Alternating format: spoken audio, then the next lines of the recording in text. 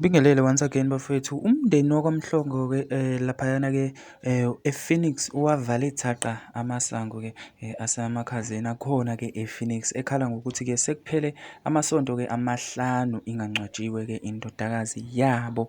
Lana-ke bafowethu ngicela nibuke yona ividiyo lena-ke elandelayo mayelana nalolu daba. Ngiyacela ukuthi-ke ucommente la kwi-section ngezansi, ungakhohlwa-ke ukusubscribe, like and also share the video. Thank you.